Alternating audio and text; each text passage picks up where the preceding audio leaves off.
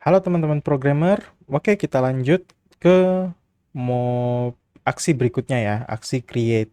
Di sini sudah ada kita di tutorial sebelumnya untuk menampilkan read. Nah, di sini saya akan tambahkan biar jelas. Ini halaman read, read siswa atau membaca data siswa. Nah, di sini saya juga akan menambahkan terlebih dahulu. Di selanjutnya kita akan membuat input ya. Kita break, lalu kita tambahkan ref. Nah, ini kita langsung bisa gunakan seperti ini, road. Sorry. Jangan lupa dash. Sorry. Di kurung kurawal 2 kali, kita road siswa dot create. Nah, si tambah atau create siswa. Sengaja saya padukan bahasa Indonesia dengan bahasa Inggris, nanti kalian bisa mengerti maksudnya kenapa bisa seperti itu. Oke, ini ada create siswa. Kita masuk ke aplikasinya, kita klik refresh, maka terdapat error. Nah, error ini kenapa? Karena root siswa.create itu tidak ditemukan. Artinya kita harus ke routes. Nah, ini ya, root get dulu ya, get siswa slash create. Nah, masukkan sama seperti di atas, siswa controller class. Nah, ini create. Nah, kita refresh. Wah, masih salah. Artinya diperlukan untuk penamaan. Kita cukup tambahkan name siswa dot create. Nah, ada beberapa metode ya sebenarnya, bisa menggunakan URL siswa slash create atau bisa menggunakan name siswa dot create. Maka hasilnya seperti ini. Nah, kalau dalam bentuk linknya, ini sama ya. Kita klik kanan, new tab. Dia sama seperti ini. Ini abaikan dulu errornya, dia hanya menampilkan sama seperti ini. Nah, kita ganti juga itu berlaku di route ini. Kita ganti, ini saya komentar dulu karena saya biasa menggunakan itu ya. Ya, menggunakan, jadi kalian tidak perlu bingung karena semuanya bisa. Siswa slash create. Nah, kita refresh, kita klik, sama, tujuannya juga sama. Jadi karena ini memudahkan kita nanti untuk memanggil parameter juga ya khususnya. Kita hapus. Oke. Untuk menuju form pembuatan create siswa sudah ada, tapi isinya belum ada. Nih, method app create siswa controller create does exist. Artinya fungsi create itu tidak ditemukan. Maka yang harus kita lakukan adalah masuk ke controller siswa. Ya, ini kita buat function. Nah, public function kita di sini hapus, bisa tulis create. Kita hapus juga. Nah, pada saat proses di sini error sudah tidak ada, melainkan karena di sini juga fungsinya juga kosong. Nah, langkah selanjutnya apa yang harus kita lakukan? Kita buat return view siswa dot create. Nah, simpan. Maka yang dipanggil tetap masih kosong. View siswa dot create tidak ditemukan. Kenapa bisa seperti itu? Karena di folder siswa itu belum ada file create-nya. Jadi teman-teman kalau ketemu error jangan langsung bingung. Baca dulu pesannya. Ini sengaja saya lihatkan tampilan-tampilan error supaya tidak perlu sedikit-sedikit bertanya ke forum, sedikit-sedikit bertanya ke forum, karena cukup kita bisa menganalisa errornya apa. Jadi kita biasakan untuk menganalisa error. Dan pada dasarnya setiap bahasa pemrograman errornya sudah cukup jelas terbaca. Tinggal kita yang mau membaca terlebih dahulu sebelum menyelesaikan atau memperbaiki kesalahan yang kita buat. Nah, kita lanjut, kita buat di sini create.blade.php. Nah, di sini juga sama, HTML. Kita di sini tambahkan judulnya create siswa. Kita pakai H3 create siswa. Kita breakdown, kita break aja ya. Nah, di sini kita menggunakan form.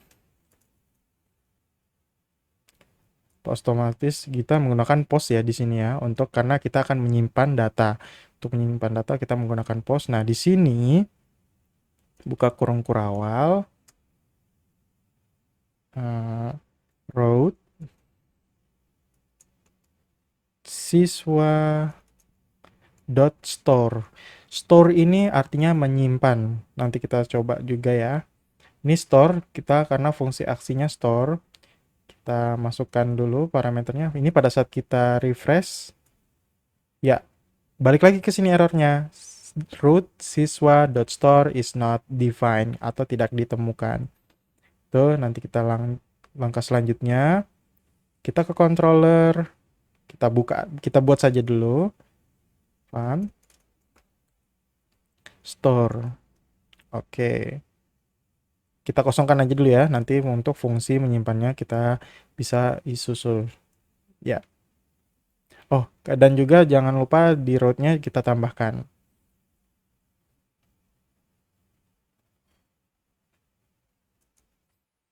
root. Nah, kita sesuaikan ya. Di sini untuk mengirim data itu kita menggunakan post siswa slash. Apakah harus store? Tidak perlu, kita cukup create. URL boleh sama, namun metode yang kita gunakan itu harus berbeda. Kalau apabila metodenya pengirimannya sama, nanti akan terjadi error. Jadi kita lanjut ke siswa controller class store. Nah, kita di sini juga name-nya kita kasih nama siswa.store. Nanti ada alasannya kenapa saya menggunakan metode seperti ini. Oke, ini ya, walaupun kondisi URL-nya sama, pastikan metodenya berbeda. Kita refresh. Nah, sudah muncul. Tinggal kita masukkan form-form form input yang akan kita gunakan. Oke, kita masuk ke create lagi. Di sini saya akan menggunakan label aja langsung, nama, break. Kita break itu artinya di satu kasih pas enter ya, break, input,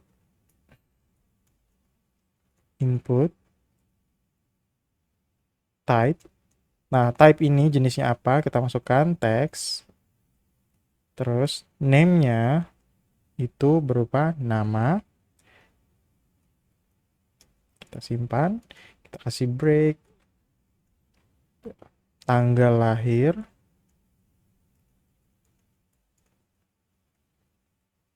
Kita kasih break. Input.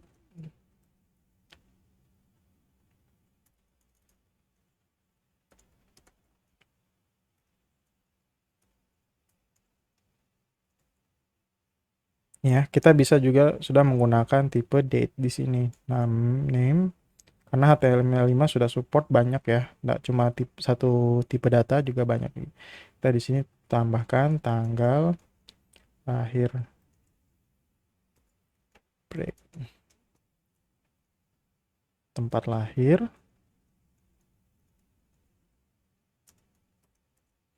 input,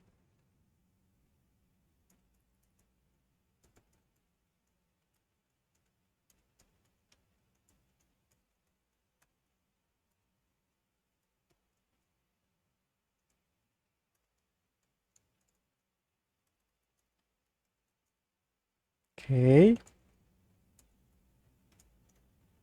Nah, nanti saya tunjukkan di sini mengapa saya untuk jenis kelamin menggunakan satu. Karena kita di sini mainan dengan select option.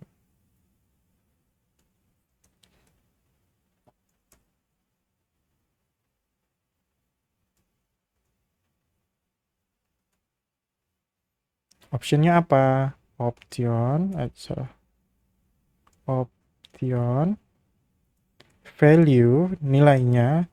Saya menggunakan L, nilai L untuk laki-laki.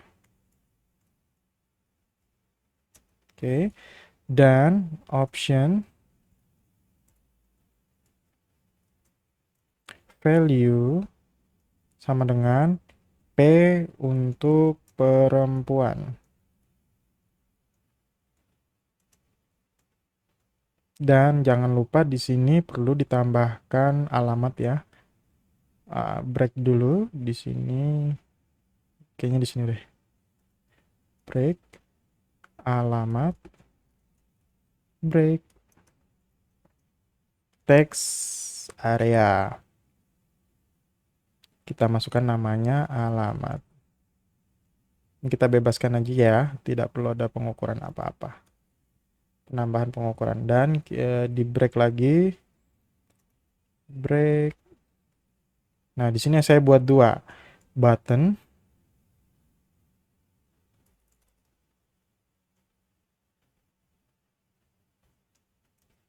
Type, submit untuk mengirim, ya sudah ada. Dan saya di sini tulis simpan. Dan saya menggunakan link untuk kita kembali ke URL siswa/index. Kalau dia menggunakan URL itu pastikan dia menggunakan slash atau apa, bukan dot ya. Di sini kembali. Nah, sudah nih. Jadi kenapa kepentingan tombol kembali? Memang kalau untuk tombol kembali itu supaya data pada saat kita kembali datanya sudah terrefresh dan ada nilainya. Nih, kita refresh. Ya. Kita klik kembali, jadi ada. Kita bisa kembali dan pindah-pindah begitu saja.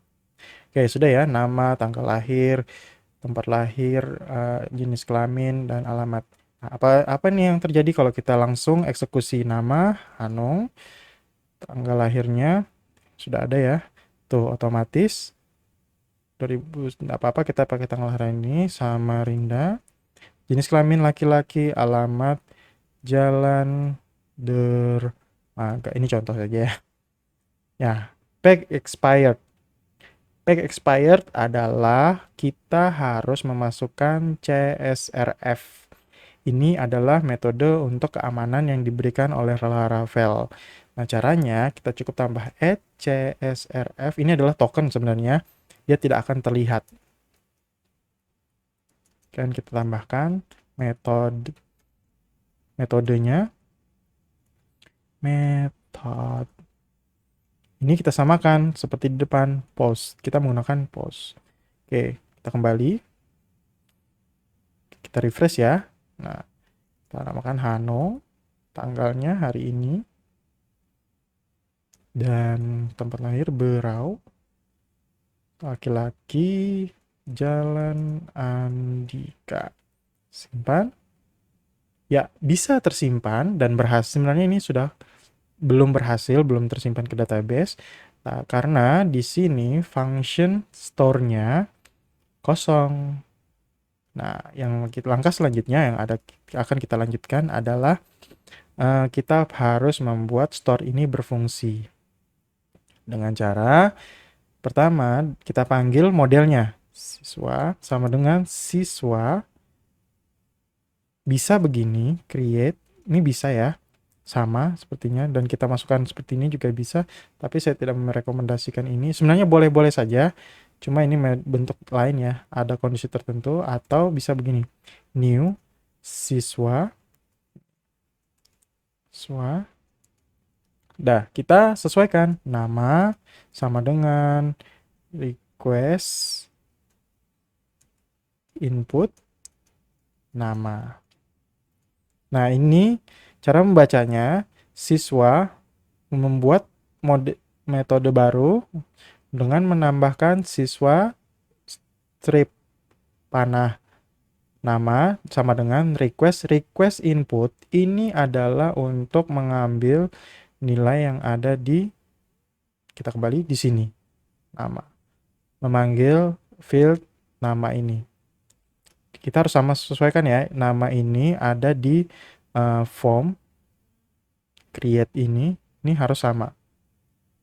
Nah, pastikan kalau error, periksa dulu apakah sudah sama atau sudah sesuai atau belum. Dan kita tinggal lanjutkan seterusnya.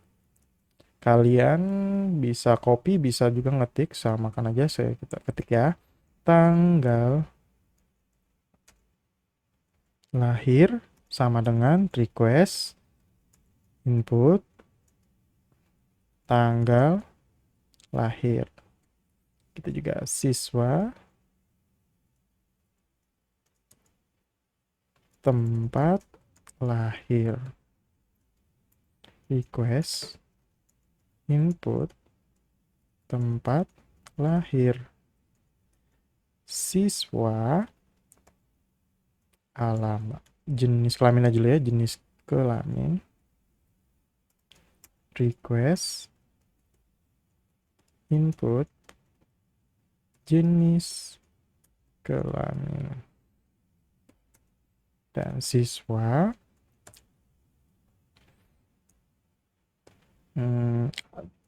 alamat sama dengan request input alamat. Nah, setelah proses ini jangan lupa kita ketik siswa save. Artinya kita simpan ya. Dan juga jangan lupa return. Nah, return ini kita mau kemana setelah proses simpan, kita mau kemana? Kita redirect ke index dengan cara redirect route in siswa dot index. Nah, kita sampilkan di sini with saya ini. Oke, cukup seperti ini. Nanti pada saat ini proses tersimpan, dia akan otomatis ke route siswa.index. Pastikan di routes-nya kalian sudah menginstal. Ini kalian pasang di sini name siswa. Sudah tahu kan maksudnya untuk kenapa sih lebih mudah seperti ini penggunaan name fungsinya, supaya untuk proses redirect maupun kirim pindah-pindah halaman itu lebih mudah, dan URL-nya langsung otomatis tergenerate. Nanti kita coba di metode update itu juga ada agar lebih mudah dalam penyusunan dan pembacaan dari sisi codingannya. Oke, sudah jadi nih, tinggal kita refresh ya. Nah, kita lanjut. Hanong, masukkan tanggalnya, dan di sini kita masukkan Samarinda, nah ini kelamin laki-laki, Jalan Andika, kita simpan, dan berhasil.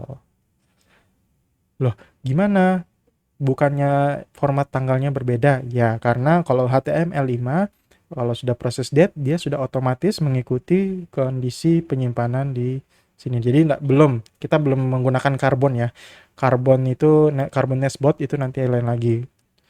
Oke, sekian dulu. Kalian bisa nanti coba juga di repositori saya. Semoga bermanfaat. Sampai berjumpa di part berikutnya.